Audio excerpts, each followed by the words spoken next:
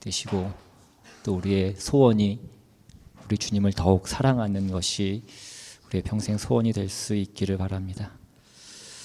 오늘 말씀 보겠습니다. 오늘 말씀은 누가복음 20장 19절부터 26절까지 말씀입니다. 누가복음 20장 19절부터 26절까지 말씀입니다.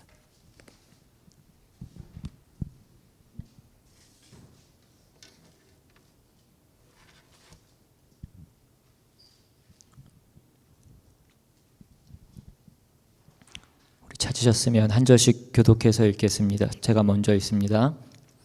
서기관들과 대제사장들이 예수의 이 비유는 자기들을 가리켜 말씀하신 줄 알고 즉시 잡고자 하되 백성을 두려워하더라.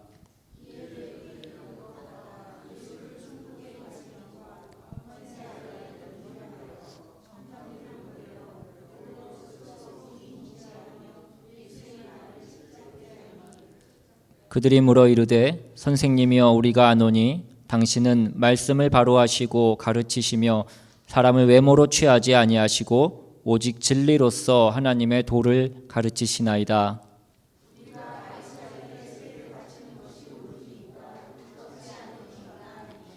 예수께서 그 관계를 아시고 이르시되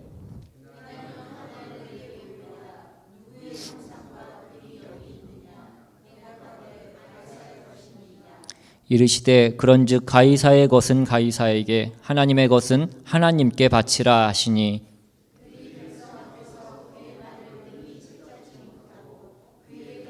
놀랍게 여겨 침묵하니라. 아멘. 기도하겠습니다. 하나님, 시간 온전히 주님의 말씀을 듣기를 원합니다. 주님이 시간 역사하시고 성령으로 임하셔서 주님의 그 생명의 말씀이 이 시간 전파되게 하시고 그 말씀을 통해서 우리의 잠들어 있던 영혼이 깨어나게 주님 도와주시옵소서. 우리의 삶의 목적을 다시 한번 분별하게 주님 도와주시옵시고 세상을 분별할 수 있는 그 지혜를 주님 허락하여 주시옵소서. 예배 시종을 온전히 주님께 의탁드리오며 모든 말씀 예수 그리스도 이름으로 기도드리옵나이다. 아멘. 제가 몇 주 전에 다른 목사님으로부터 그 몇 가지 교회 물품을 도네이션을 좀 받았습니다.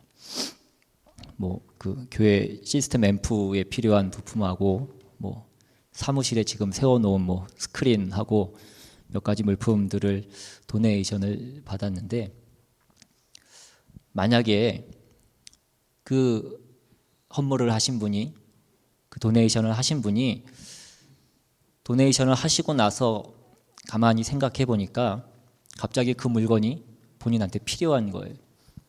그래서 저희 교회에 와서 아무도 없을 때 얘기하지 않고 그 물건을 다시 가져갔다라고 그렇게 한번 가정을 해보겠습니다.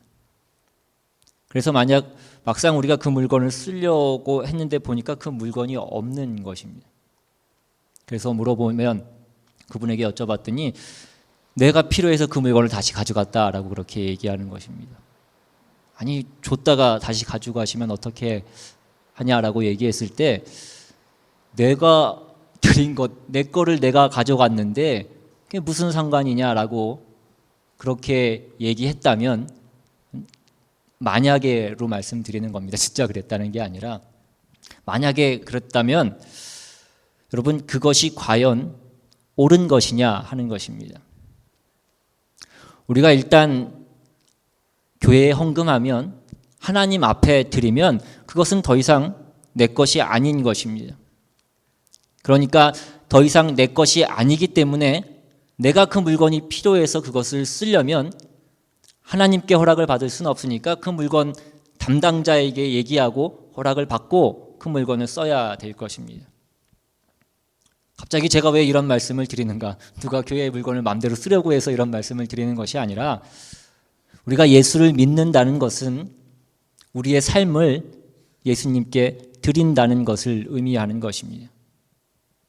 우리가 예수님을 영접할 때 우리는 예수님이 나의 주님이십니다라고 그렇게 고백했습니다.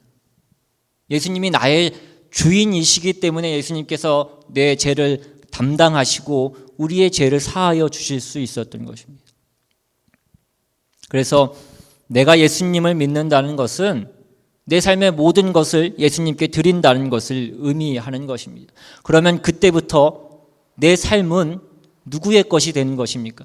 내 삶이 내 것이냐는 것이 아니면 주님의 것이냐 하는 것입니다. 여러분, 그때부터 내 삶은 주님의 것인 것입니다. 그러니까 주님의 허락 없이 내 삶을 내 마음대로 사용하게 되면 그것은 주님의 것을 도둑질하는 것과 마찬가지라는 것입니다. 여러분, 도둑질하는 사람들의 특징이 무엇입니까? 그 마음에 평안이 없는 것입니다. 그러니까 내가 예수 믿고 나서도 내 삶 가운데 내 마음에 평안이 없다고 한다면 내가 내 삶을 주님 앞에 온전히 드리고 나서 내가 그 삶을 도로 찾아와서 내가 내 마음대로 살고 있다는 것을 의미하는 것이기도 하다는 것입니다. 여러분, 그래서 소유권이 굉장히 중요한 것입니다. 여러분, 이제 우리의 삶은, 내 삶은 주님의 것입니다. 내가 주님께 내 삶을 드렸기 때문에 그때부터 내 삶의 소유권은 하나님께 있다라는 것입니다. 그렇기 때문에 내 삶의 모든 영역에 하나님의 주권이 임하셔야 우리는 평안한 삶이 될 수 있는 것입니다. 오늘 본문을 보면 이 소유권 논쟁이 일어나고 있는 것을 보게 됩니다. 오늘 우리가 보고 있는 이 누가복음 20장에는 여러 가지 논쟁이 계속해서 나오고 있습니다. 제일 첫 번째 나온 논쟁이 권위에 대한 논쟁이었습니다. 오늘 20장 2절에 보시면 도대체 당신이 무슨 권위로 이런 일을 하느냐라고 그렇게 얘기합니다. 19장 마지막 부분에 보시면 예수님께서 예루살렘에 들어가신 후에 그 예루살렘 성전에 들어가셔서 그 성전에서 장사하고 그 환전하는 그 장사꾼들을 몰아내시고 그들의 상을 뒤엎으셨습니다. 그리고 예수님께서 뭐라고 말씀하셨습니까? 내 집은 만민이 기도하는 집이라 라고 그렇게 말씀하셨습니다.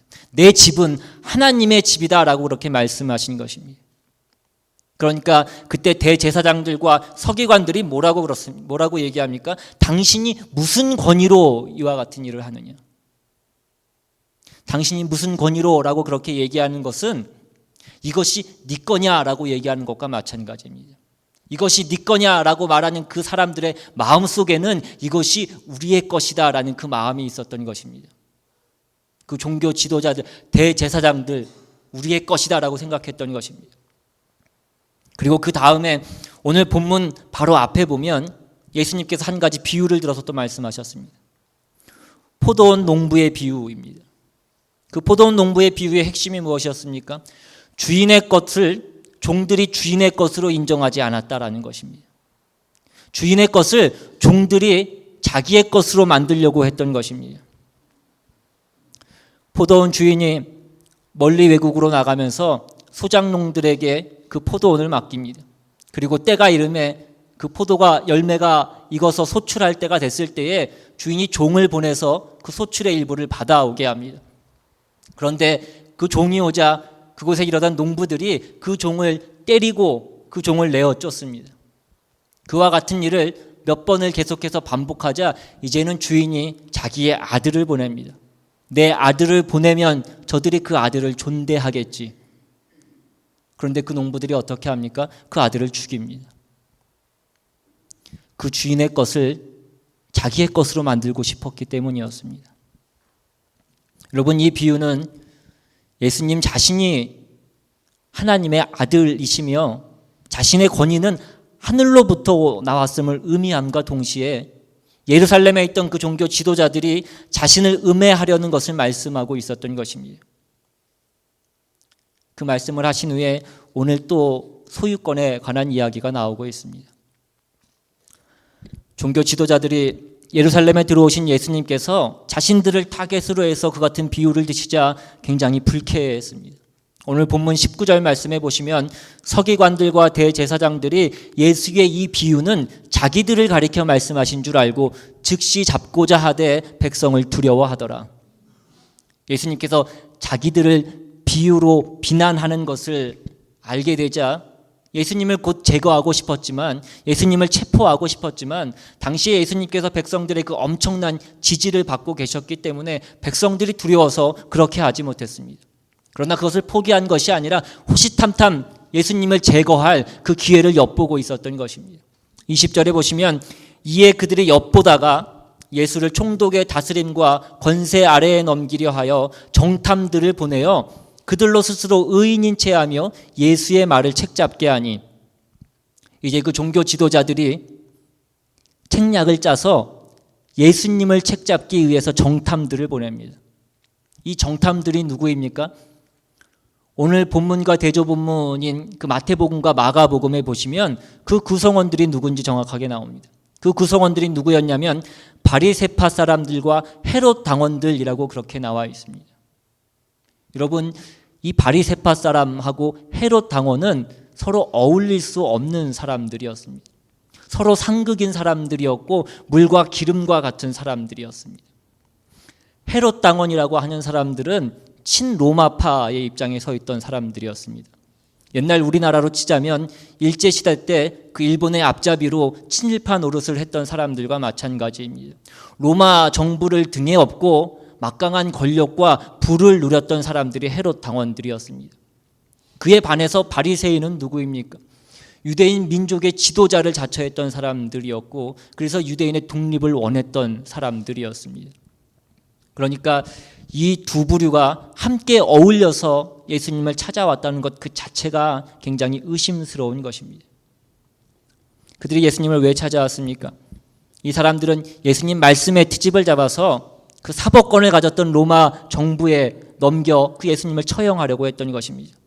그들이 모종의 책략을 세우고 계획을 세우고 이제 예수님을 찾아와서 얘기합니다. 21절에 그들이 물어 이르되 선생님이여 우리가 아노니 당신은 바로 말씀하시고 가르치시며 사람을 외모로 취하지 아니하시고 오직 진리로서 하나님의 도를 가르치시나이다. 이들이 먼저 예수님 앞에 와서 예수님 당신의 말씀은, 당신의 가르침은 다 옳습니다.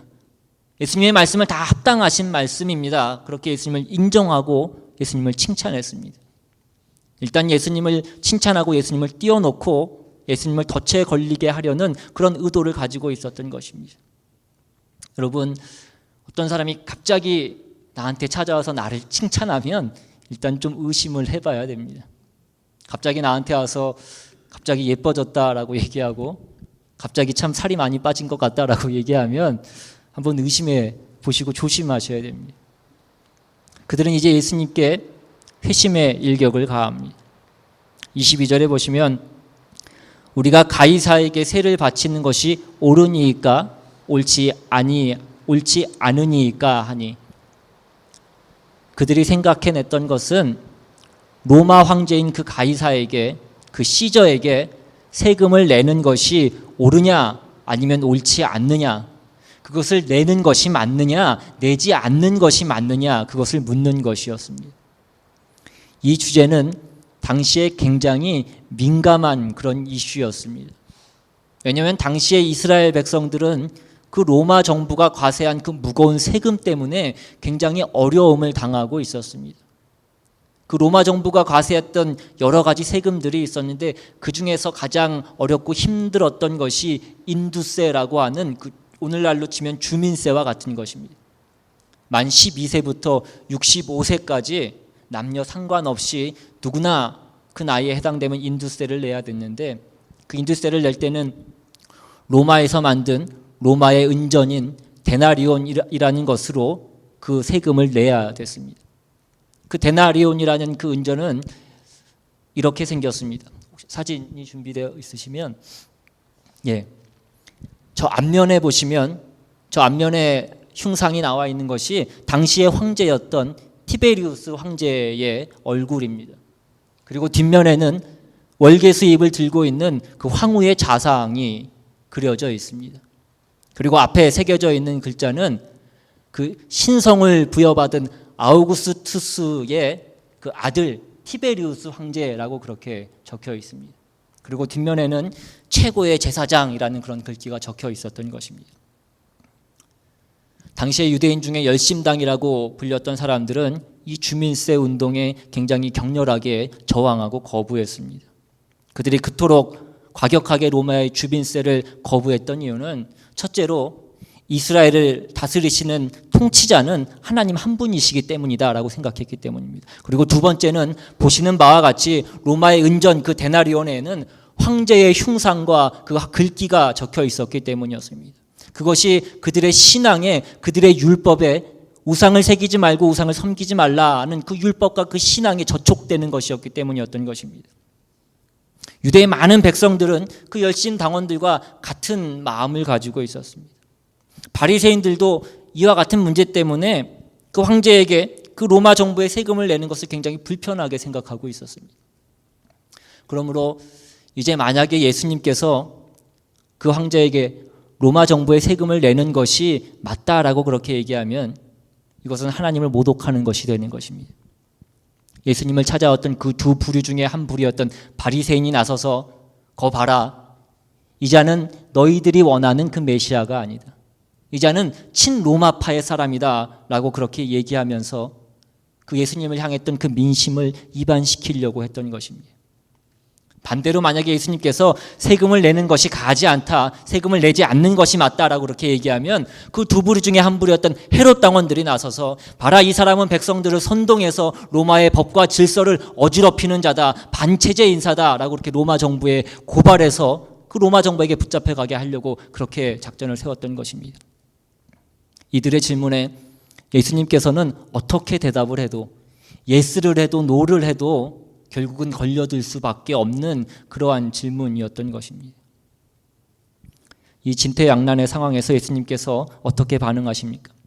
23절에 보시면 예수께서 그 간계를 아시고 이르시되, 예수님께서 그들의 그 책략에 걸려드신 것이 아니라 그들의 내면을 보셨습니다. 그들의 위선적인 그 의도를 파악하셨습니다. 여러분, 성경은 우리에게 이렇게 얘기합니다. 악에 빠지지 마십시오. 그러나 악이 무엇인지는 분별할 수 있어야 된다는 것입니다. 우리가 선 안에 머물러야 되지만 악이 무엇인지는 알 수 있는 그 지혜가 있어야 된다는 것입니다. 여러분, 우리가 그 악이 무엇인지를 분별할 수 있고 이러한 어려움을 잘 극복하고 이겨내기 위해서는 정확한 정보와 기준이 필요한 것입니다. 우리 인생에 어떠한 상황에도 변치 않는 정확한 정보와 기준이 되어지는 그 시금석이 되는 것이 무엇입니까? 하나님이 우리에게 주신 그 말씀인 것입니다. 그래서 우리는 늘 우리 내면의 그 하나님의 말씀을 새기는 것이 중요하다는 것입니다. 그 말씀을 많이 듣고 많이 읽고, 그래서 그 말씀이 우리 내면에 새겨지고 그 말씀이 우리 안에 흐르고 있으면 내 생각의 기준이, 내가 어떤 것을, 어떤 상황에서 무엇을 판단하고 무엇을 결단할 때 그 기준이 말씀이라면 우리의 삶은 또 다른 차원으로 들어갈 수 있게 되는 것입니다. 여러분, 하나님의 말씀이 우리의 내면에 충만할 수 있기를 바랍니다. 진리 안에 거하는 사람이 거짓을 분별할 수 있는 것입니다. 예수님은 그들의 속임수에 속지 않으시고 오히려 그들을 꿰뚫어 보고 계셨습니다. 그리고 24절에 이렇게 말씀하십니다. 데나리온 하나를 내게 보이라. 누구의 형상과 글이 여기 있느냐? 대답하되 가이사의 것이니이다. 예수님께서 그 세금 낼 때 쓰는 데나리온을 가져오라고 말씀하십니다. 그리고 그 데나리온에 누구의 형상과 무엇은 글귀가 적혀 있느냐라고 그렇게 물어보십니다. 아까 보신 대로 그 동전에는 티베리우스 황제의 얼굴이 그려져 있었고 그 신성을 부여받은 티베리우스 황제라는 그 글귀가 적혀 있었습니다. 그들이 대답합니다. 이것은 가이사의 것입니다. 그러자 예수님께서 곧바로 더 강력한 어조로 뭐라고 말씀하십니까? 25절에 이르시되 그런즉 가이사의 것은 가이사에게, 하나님의 것은 하나님에게 바치라 하시니. 예수님께서 황제의 것은 황제에게 돌려줘라. 그러나 하나님의 것은 하나님께 돌려드려야 할 것이니라 라고 그렇게 말씀하신 것입니다. 잔깨로, 잔머리로 예수님을 옮겨매려고 했던 그들은 오히려 할 말을 잊어버리게 되었습니다. 오늘 말씀해 보시면 그들이 더 이상 입을 열지 못했다라고 그렇게 기록되어 있습니다. 더 이상 설명할 것이 없는 명쾌한 대화인 것입니다. 그런데 오늘 우리가 이 본문을 보면서 우리에게 남아있는 그 질문은 무엇입니까? 과연 그렇다면 무엇이 가이사의 것이고 무엇이 하나님의 것이냐 하는 것입니다. 우리가 무엇을 어떻게 하나님께 드리는 것이 옳은 것이냐 하는 것입니다. 네덜란드 출신의 케냐 선교사인 조셉 돈더스라는 분이 있는데 그분이 이 본문에 대해서 이렇게 얘기했습니다. 하나님의 형상이 새겨져 있고 하나님의 말씀이 기록되어 있는 곳은 바로 나와 당신입니다. 우리가 하나님의 형상이요 새로운 피조물로 하나님의 자녀로 회복되었습니다. 우리 안에 하나님의 성령을 부어주셨고 하나님의 성령이 우리 안에 말씀을 주셨습니다. 우리는 이미 하나님의 형상으로 새겨져 있고 하나님의 말씀으로 너는 내 것이라 라는 그 글귀가 우리 안에 새겨져 있다라는 것입니다. 여러분 이사야서 43장 1절에 뭐라고 되어 있습니까? 야곱아 너를 창조하신 여호와께서 지금 말씀하시느니라. 이스라엘아 너를 지으신 이가 말씀하시느니라. 너는 두려워하지 말라. 내가 너를 구속하였고 내가 너를 지명하여 불렀나니 너는 내 것이라. 하나님의 것을 하나님께 드린다라는 것은 참 그리스도인은 하나님의 것이기에 하나님께 드려져야 한다라는 것입니다. 그러면서 그 돈더스는 당신은 하나님의 돈입니다라고 그렇게 얘기했습니다. 세상의 돈과는 다른 하나님이 사용하시는 돈이라는 것입니다. 세상의 돈은 세상 사람들이 사용하지만 하나님의 돈은 하나님이 사용하시는 것이다라고 얘기합니다. 여러분 돈이 낡았어도 한 귀퉁이가 잘라져 나갔어도 그 돈으로서 가치가 있는 것처럼 우리가 하나님의 돈이라면 우리가 조금 부족하고 조금 모자라 보여도 하나님의 돈으로서 하나님이 사용하신다라는 것입니다. 우리가 잘 아는 사도행전의 그 베드로와 요한이 성전 미문으로 올라가다가 구걸하는 안진뱅이를 만나게 됐을 때 베드로가 뭐라고 얘기합니까? 은과 금은 내게 없거니와 내게 있는 것으로 내게 주노니 곧 나사렛 예수 그리스도의 이름으로 일어나 걸으라. 네가 구하는 은과 금은 내게 없지만 네가 찾는 그 은과 금은 나에게 없지만 내게 있는 것으로 너에게 준다. 나에게는 내게 구하는 가이사의 것은 없다. 내가 원하는 세상의 돈은 없다. 그러나 나에게는 그 하나님의 돈이 있다는 것입니다. 이것이 바로 그 안진뱅이를 일으킨 기적이었고 이것이 바로 하나님의 말씀 가운데 있는 그 생명력이었던 것입니다. 그런데 오늘날 교회는 그 안진뱅이와 같은 그 세상의 절망적인 사람들에게 무엇을 주고 있냐는 것입니다. 언제부턴가 교회가 은과 금으로 가득 차 있고 그래서 그것으로 나누어주고 그것으로 교회를 세우고 그것으로 심지어 목회를 하고 그러나 반면에 나사렛 예수의 이름 그 하나님의 돈은 점점 비워져 가고 있지는 않냐는 것입니다. 하나님의 형상을 새기고 하나님의 말씀을 새겨야 되는 성도들이 가이사의 것을 추구해 가고 있지는 않냐는 것입니다. 목회자들마저도 예수를 믿어도 부자면 좋고 권세 있으면 좋고 영향력이 있으면 좋고 그래서 세상에서 영향력이 있는 그 그리스도인이 되자고 그래서 결국 자신도 모르게 가이사의 사람이 되어져 가고 하나님의 것은 세우지 못하는 그런 모습이 되어져 가고 있지는 않냐는 것입니다. 오늘 여러분에게 묻고 싶습니다. 여러분은 하나님으로 기뻐하고 계십니까? 하나님의 은혜를 누리고 계시냐는 것입니다. 그리스도인이 하나님으로 기뻐하지 못하고 하나님의 은혜를 누리고 있지 못한다면 우리의 삶은 가이사의 것을 가지고 그저 흉내내고 있는 것과 마찬가지. 여러분 기도를 하면서 하나님을 만나시냐는 것입니다. 우리가 찬양하면서 하나님의 영광을 경험하시냐는 것입니다. 우리가 찬양하지 않고 기도하지 않고 말씀 가운데 그 생명을 느끼지 못한다면 우리는 뭔가 문제가 있는 것입니다.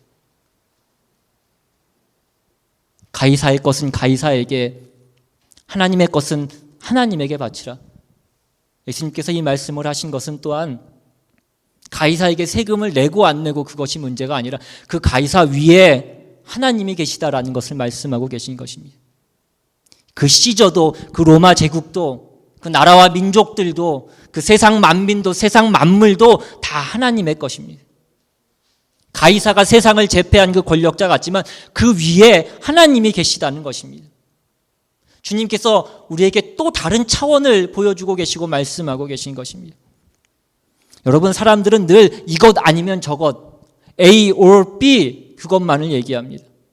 하나님이냐 가이사이냐 이렇게 얘기하는 것입니다. 그런데 지금 예수님께서는 이것이냐 저것이냐 A or B가 아니라 A over B를 말씀하고 계신 것입니다.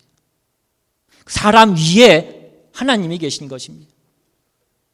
가이사 위에 하나님이 계신 것을 말씀하고 계신 것입니다. 친로마냐 친유대냐 그것이 문제가 아니라 나라와 민족들을 다스리고 계시는 그 하나님이 계신 것입니다. 인간 대 하나님이 아니라 인간 위에 하나님이 계신 것을 말씀하고 계신 것입니다. 여러분, 우리의 인생도 늘 두려움에 빠지는 이유가 무엇입니까? 늘 이것이냐 저것이냐 A or B 이 구도에 빠져 있기 때문이라는 것입니다. 이 사람들의 구도에 갇혀 있으면 우리 인생은 지치게 되어 있고 근심하게 되어 있고 두렵게 되어 있고 낙심하게 되어 있습니다. 늘 이 평면 구도에 갇히고 이 평면 관점에 갇혀 있으면 우리는 하늘을 쳐다볼 수 없는 것입니다. 그 위에 하나님이 계시다는 것을 우리가 보지 못한다라는 것입니다. 내가 이 일에 이 프로젝트에 과연 성공할 수 있을 것인가? 여러분, 일은 사람이 하는 것입니다. 그러나 그 일의 성패는 그 일의 성패의 주도권은 하나님이 갖고 계신 줄로 믿습니다. 그렇기 때문에 우리는 일에 매달리는 것, 사람에 매달리는 것이 아니라 하나님께 매달릴 수 있는 사람이 되어야 될 것입니다. 이 사람들이 나를 지지할 것인가 아니면 나를 반대할 것인가? 그 지지파나 나를 반대하는 하는 사람이 우리의 인생을 좌우하는 것이 아닙니다. 우리의 인생을 결정하시는 분은 하나님이시라는 것입니다. 우리가 신앙이라면 이러한 입체적인 관점이 열려야 되는 것입니다. 우리는 이것이 열리지 않으니까 늘 세상 사람들과 똑같은 고민을 하면서 살아가는 것입니다. 이 세상을 뛰어넘는 그 위에 계신 하나님이 보시는 관점, 사람들이 보는 그 편명적인 관점을 넘어서서 예수님이 보셨던 그 입체적인 관점이 열리는 사람은 땅에 살지만 땅에 매여서 살지 않는다는 것입니다.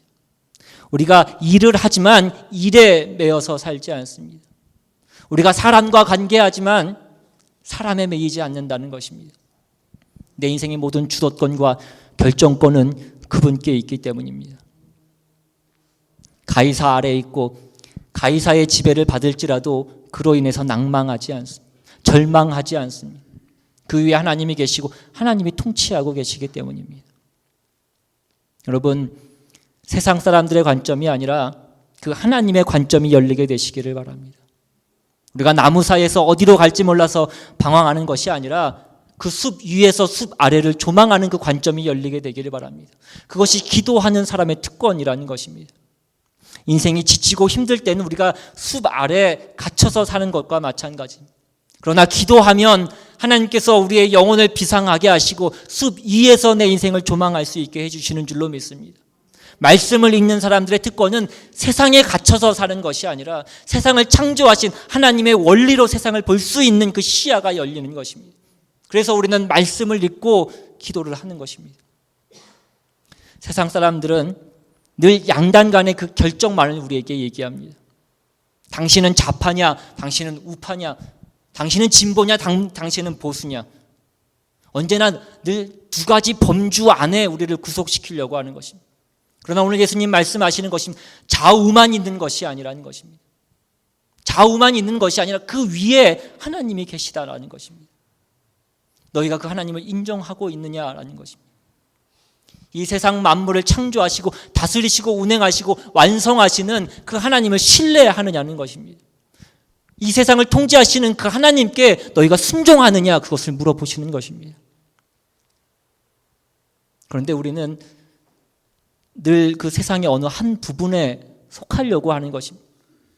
우리가 어느 한 부분에 속해야지만 그곳에 속한 사람들의 지지를 얻기 때문이라는 것입니다. 여러분, 우리가 잘 아는 다니엘은 10대 후반에 재상이 되어서 바벨론과 메대와 바사와 그 세 개의 제국이 흥망성쇠를 거듭하는 동안에 한 번도 그 재상의 자리에서 내려오지 않았습니다. 60여 년 동안 최고의 인물로 쓰임을 받았던 사람이었습니다. 그 이유가 무엇이었습니까? 그는 어느 한 사람에게, 어느 한 정권에게 충성을 했던 것이 아니라 하나님께 헌신했고 하나님의 뜻에 헌신했기 때문이었습니다. 그랬기 때문에 그 사람은 그 다음 체제, 그 다음 왕이 등장해도 그 사람은 언제나 쓰임 받을 수 있었다는 것입니다. 여러분, 우리가 뉴스를 봐서 알지만 지난주에 김기춘 씨도 구속이 되고 조윤선 전 장관도 구속이 되는 것을 보았습니다. 이번 정권 가장 핵심 권력자로서 그 모든 권세를 가진 것처럼 그렇게 호령했던 사람이 이 정권이 채 끝나지도 전에 수의를 입고 쇠고랑을 차는 모습을 우리는 보게 되는 것입니다. 사람의 지지를 받아서 우리가 잠깐 그 권세를 누리다가 사라질 것인가? 아니면 하나님의 지지를 받아서 하나님께 헌신하고 하나님의 사람으로 살면서 평생도록 하나님께 쓰임받는 사람이 될 것인가? 우리는 그것을 결정해야 될 것입니다. 여러분, 인생은 출구 없는 미로 안에서 사는 것과 같습니다. 우리가 미로 안에 있으면 두 가지의 선택밖에 없는 것처럼 그렇게 보입니다. 우리가 오른쪽 길로 갈 것인가 아니면 왼쪽 길로 갈 것인가. 그러나 하나님의 관점이 열린 사람은 내가 미로의 어느 지점에 있을지라도 늘 하늘이 열려 있는 것입니다. 늘 하나님과 소통하는 것입니다. 오른쪽 왼쪽만 보이는 것이 아니라 하나님이 미로 위에서 보시는 그 관점이 내게 열려 있는 것입니다. 그렇기 때문에 우리는 두렵지 않을 수 있는 것입니다.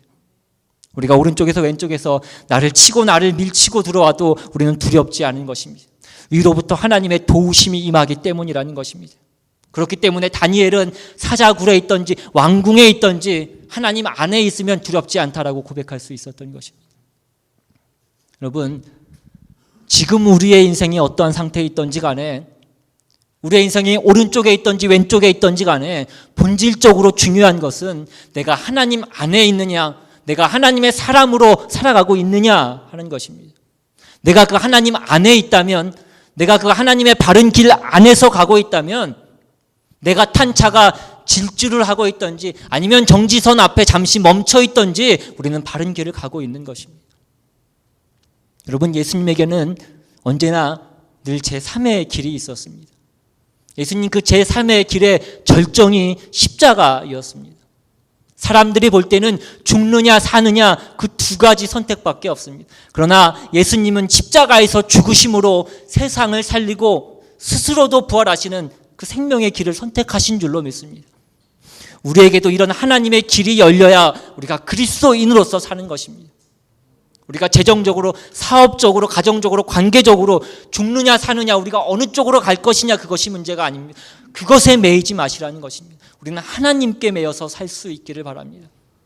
내가 지금 가이사에게 세금을 내고 로마 제국 아래에 있기 때문에 어려운 것이 아니라 하나님 안에 있지 않기 때문에 우리는 어려운 것입니다. 내가 지금 어느 시스템 안에 있느냐, 내가 지금 어느 회사에 있고 내가 어느 관계에 있느냐가 내 인생을 좌우하지 않습니다. 우리의 인생은 하나님이 좌우하시는 것입니다. 길이 보이지 않을 때 하나님께 주목하고 그 말씀을 읽을 때 보이지 않던 그 길이 열리는 것은 하나님이 우리의 인생의 주인이시기 때문인 줄로 믿습니다. 우리 모두는 하나님의 사람으로 하나님께 우리의 삶을 드리고 하나님이 인도하시는 그 길로 나아가는 저와 여러분 다 되시기를 주님의 이름으로 축원합니다. 우리 시간 함께 찬양하고 또 기도하며 나아갑니다. 우리가 때로는 우리의 상황 가운데 우리가 나아갈 길이 보이지 않지만 하나님께서 우리의 길을 인도하시는 줄로 믿습니다. 그 하나님은 광야에도 길을 내시고 사막에도 강을 만드시는 하나님이신 줄로 믿습니다. 우리의 힘으로는 불가능해 보이지만 그 하나님께는 불가능한 일이 없으신 분이신 줄로 믿습니다. 시간 찬양할 때에 우리는 하나님의 사람입니다. 하나님이 우리의 주인이시고 내 삶의 모든 것은 하나님께 속해 있습니다. 다시 한번 고백하는 마음으로 찬양하며 나아갑니다.